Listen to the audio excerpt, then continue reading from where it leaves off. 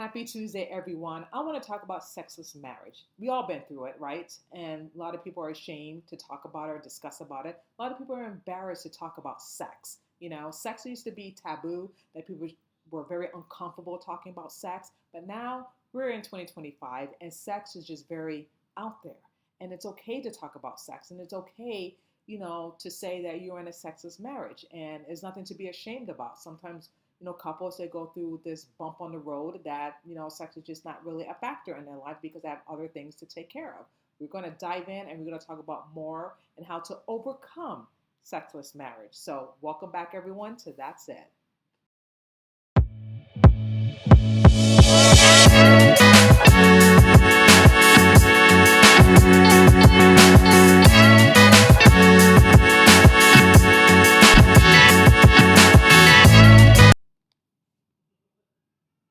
Do you know roughly 15% of married couples report having little to no sexual activities? These relationships can be a source of distress, but crucial to understanding the various factors that contribute to lack of intimacy and potential solutions. Now, marriage is not easy. When you get married, you start a family, you work, you have a full time job, you got to take care of the household. The last thing us women want to think about is intimacy. Last thing we want to think about is sex, you know what I mean, with our partner. Even though we love our husband or wife, we get tired all the time. We work so much, whether you're full time or part time, or you're stay home mom, and you have to take care of the household, and you have to take a factor in that you're raising children, whether you have one, two, three, or you're raising a village. It's a lot. And I hear, excuse me, stories of couples that they don't have sex with their partner for 6 months to a year. That's a long time. That's a long time not having sex with your partner, and it can make their marriage go weary, and it can make the other partner fall short, meaning that they may find sex somewhere else. They may be watching porn. They may be doing a lot of things that they shouldn't be doing because they're not getting that intimacy, that factor at home. Now, I'm going to just tell you, I'm not a relationship expert or a sex expert, okay? I'm just want to be very clear on that. However, by experiencing my life, not in my life, excuse me, and other people that have gone through it too, and I've been hearing their story, it led for me to talk about it because most people are afraid or embarrassed to talk about it, like they're ashamed or they feel like there's something wrong with them. And I just want to let you know, you shouldn't be ashamed. We should be talking about this. That sex is not taboo anymore. We should be open and willing to talk about sex and talk about, that you have a sexless marriage in your life and what can you do to overcome that? What can you do to spice up your intimacy in the bedroom? Well, I'm going to give you some tips and advice what you should do to make the sex better and to bring that romance back into your life. And I know it's not easy because life creeps up on us. Life can be unexpected, and we're always on the go. Go, go, go, go, go, do this. And sometimes we forget our partners that, what, they need love, they need comfort as well. So I know I don't have children yet, as you all know. My husband and I, we're working on getting pregnant. But, when you have a newlywed couple, it's just them or a dog. And then when they wanted to start a family, an infant takes a factor into this, meaning that, when you become a new mom, your only focus is to take care of this newborn, to take care of this new person. You know what I mean? That you just love and adore, and then you just thank God each and every day that He blessed you with a son or a daughter. And sometimes we just lose focus on our husbands, and that does happen. And I hear it all the time with friends of mine and other people that they're so focused on the infants and taking care of their baby, which rightfully so, because that's what mothers do. We're very nurturing, and that's what we should be doing, take care of our baby. And then we tend to forget that we do have a partner that we should love and give them attention as well. But it is hard. It is really hard. And on top of that, you're probably working, cleaning taking care of the household, the bills and stuff like that. It gets so tiring that next you know it, it's 10 o'clock at night. You're exhausted. you're tired. The last thing you want to think about is having sex. The last thing you want to think about. And it does happen. But what can you do if you do go through a sexless marriage? Obviously, communicate with your husband or wife. Talk about it. First of all, recognize there's an issue. That's the most important thing. Recognize that there's an issue in regarding this. And then once you recognize the issue that you and your partner have not had sex for 6 months or a year, sometimes it could be 2 years. That's really rough. But anyway, you talk about it, you recognize the issue, recognize the problem, and you talk to your significant other. Again, don't put blame on one another because it's no one's fault. Like I said, life gets the best of us, and we so focus on other stuff that we tend to lack on certain things. We all have lacked on something in our lives when we are like constantly on the go, go, go, and then we tend to lack on things, and that's human nature. So that's the most important thing, just to recognize it, communicate with your partner. Don't put any blame because it's no one's fault. Talk about it. Recognize the situation. Talk about that, you guys haven't been intimate for a very long time. And what is the solution to get back to the romance, to get back on the sheets and do your thing, And also have a plan. Set up a plan. I don't know if that means going to a sex therapist or a sex counselor, or you want to figure out doing it on your own instead of bringing an expert in. I don't know. Obviously, you figure something out and you do it together as a team. Then when you do recognize the issue and then you both communicate and not putting blame with one another, what is the next step? Obviously set up time for yourself, make sure everything is good in the house, the kids are good, get a babysitter, you have date nights, you have couple nights, you do something to engage with one another to bring that love, I guess, that relationship, that flame, because sometimes it can get lost. Sometimes you just, I don't know, fall in love, out of love with that person, or I don't know, or you just put it in a deep pocket somewhere, and then once you like reconnect and you realize, oh my gosh, this is the person that I fell in love with, this is the person that I married, this is the person that I miss, because a lot of people get disconnected in relationships, A lot of people disconnect and fall short. But when you take the time, to reconnect and make the time and make the effort to have date nights, to do things together, just the two of you. Don't bring the kids involved in this, meaning don't bring the kids with you to dinner or stuff like that. Just you two, the two adults, dinner, movie, doing fun, activities with one another, doing something to bring the spark alive, because that's super important. And I know a lot of people, some couples don't really care about intimacy. They really don't care about sex or whatever. It's just like irrelevant to them. But it can be super important to your significant other. Most partners may be more, what's the word? More, I want to say freaking, more high of a sex drive than the other person. But then you try to get your partner into the sex drive more, if that makes sense. Some people, one partner may be lacking of having lack of libido, and the other one may not, and that's why you try to use different techniques. You know what I mean? Like date night, toys. I'm not suggesting porn because I'm against porn, but things that to spark up the relationship, because when you have a sexless marriage, it tends for other couples to cheat. It tends for couples to find something out there elsewhere. If they're not getting it at home, they're definitely going to get it elsewhere, and that's just a fact, because we're human, and sometimes men or women, they need their needs, and if they're not getting it at home, trust me, they're going to get it elsewhere, or they're going to be watching porn. And I don't recommend porn. I cannot stand pornography. I'll be very upset if my husband watching porn, watching another woman having sex with another guy or another woman. No, he should be, looking at me. So I do not like porn, and my husband knows better not to watch porn. But that's besides the point, you guys.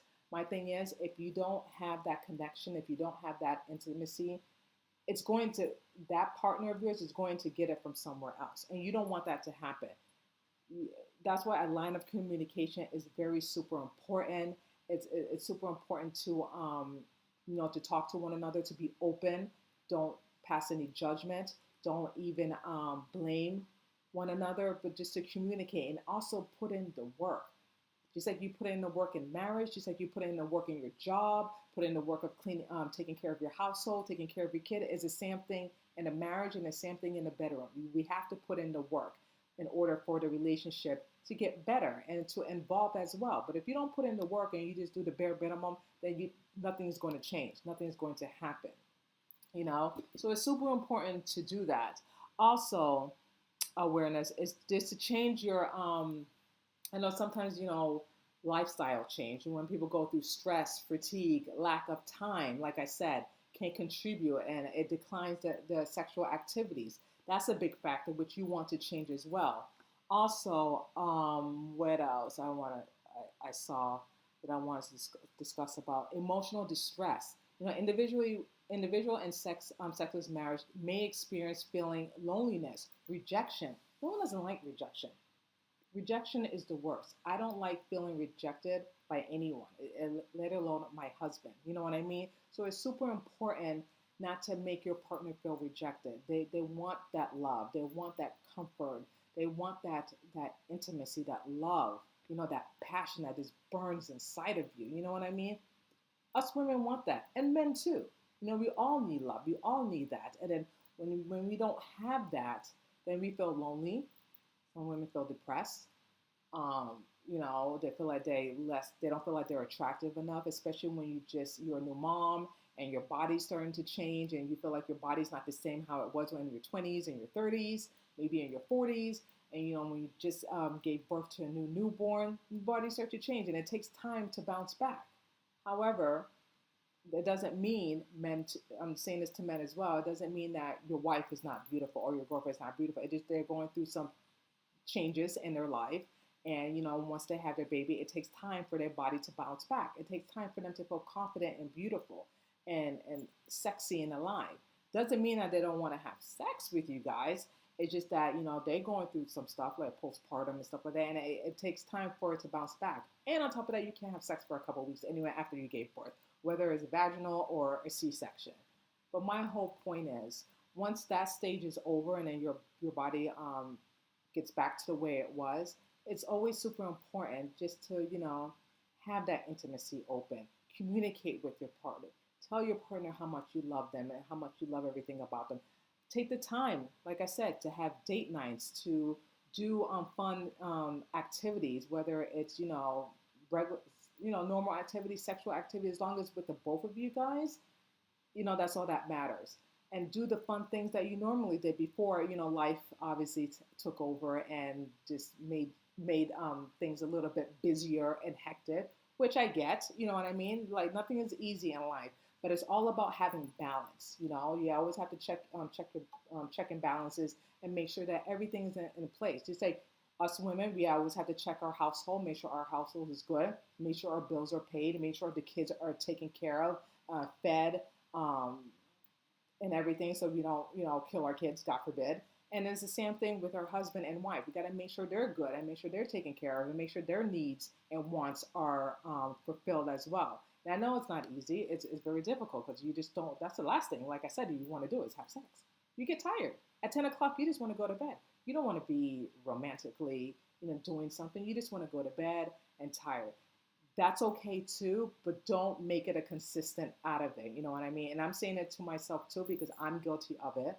There's times I'm exhausted. I am tired. I don't even have children yet, but I have a dog, Apollo, which is 3, and that's a lot of work. And I feel like God is preparing me for that because even though a dog and an infant baby are totally 2 different things, which I get, but it's still kind of like the same thing because you got to wake up early. You got to feed the baby. You got to change the baby's diaper. You got to make sure the baby's good. Same thing with the dog. You got to feed it, walk it, everything. You know what I mean? Nurture it. It's the same thing, but basically different, if that makes sense.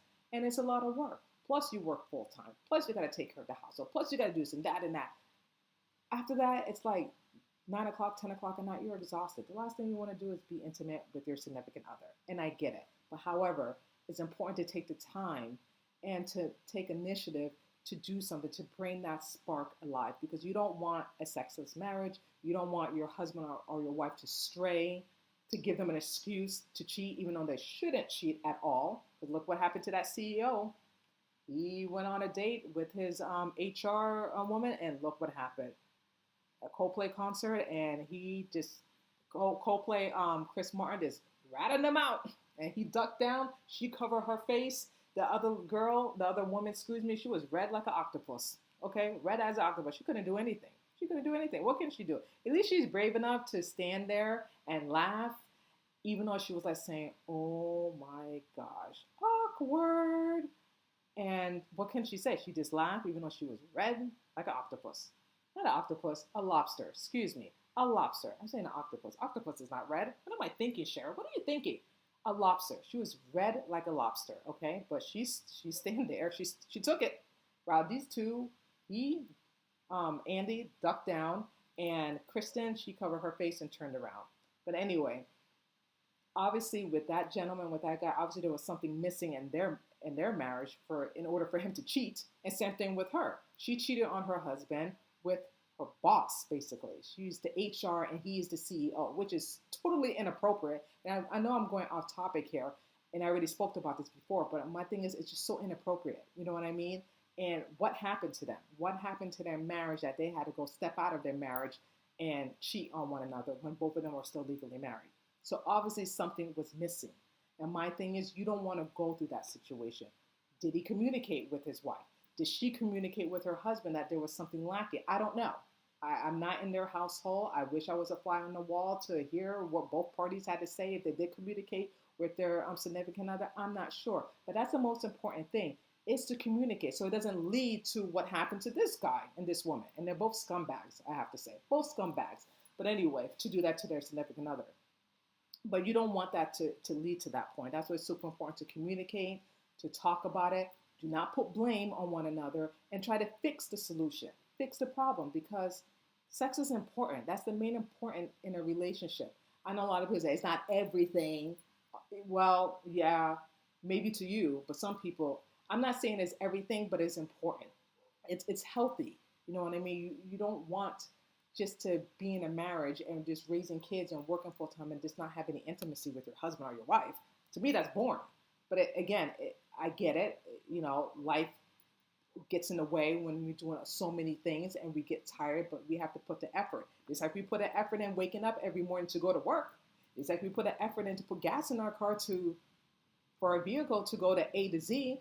It's like we put an effort to eat, to put food in our mouth so we can, survive. So it's the same thing. We apply things each and every day in our life. We should apply it to the marriage as well. That's super important. And there's no and buts about it. There's no excuse about it. We just have to do the work if you're willing to do the work.